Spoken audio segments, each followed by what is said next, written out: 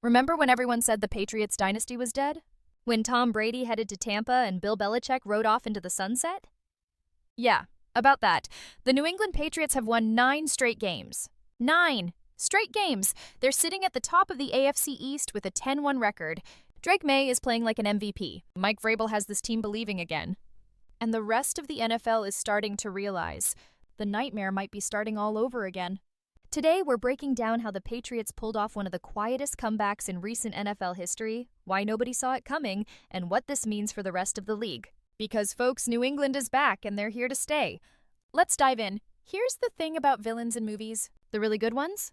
You don't see them coming.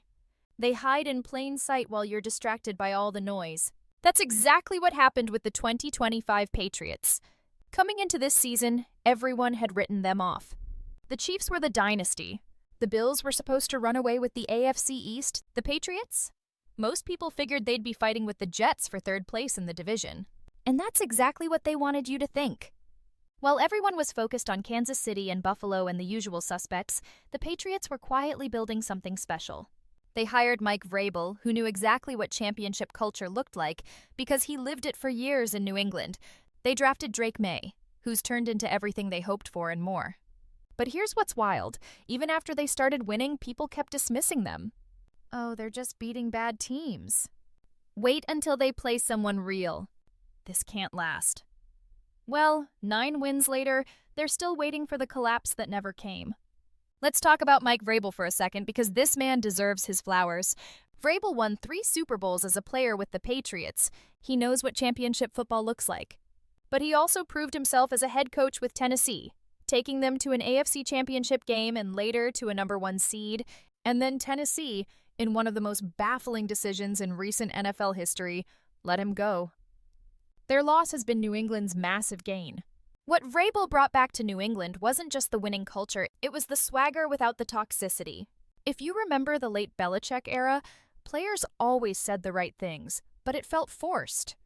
Like they were afraid to say anything else. With Vrabel, it's different. Players genuinely seem to love playing for him. Trevion Henderson said after their Cleveland win, "I think Vrabel has done a great job bringing us close together as a team, helping us to play for each other, not just for ourselves." Drake Maye called him awesome to play for and praised how Vrabel challenges them while caring about them outside the building. This isn't hostage video energy. This is real buy-in. And when you've got a locker room that actually wants to run through walls for their coach, that's when special things happen. Vrabel took the Belichick blueprint and updated it for 2025. Tough, disciplined, defensive-minded football, but with actual human connection. Revolutionary concept, right? Now let's talk about the elephant in the room. Or should I say the quarterback in the pocket? Drake Maye is having the kind of rookie season that makes general managers look like geniuses. He's thrown for 3,130 yards, and they haven't even had their bye week yet. That leads the entire NFL. Read that again? A rookie is leading the league in passing yards. His 8.8 yards per completion is second in the league. His 110.7 passer rating? Second behind only Matthew Stafford. He's in the legitimate MVP conversation as a first-year player. But stats only tell part of the story. What makes Maye special is the way he plays. He's got touch, awareness, and poise that you just can't teach.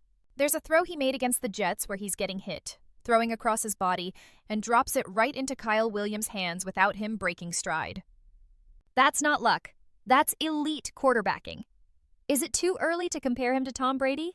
Absolutely. Brady built a 2-decade legacy that might never be matched. But here's what we can say. The Patriots have found a franchise quarterback. A reliable young signal caller is one of the rarest commodities in the NFL, and New England has one. That changes everything. With Brady, the Patriots always had a chance. Always.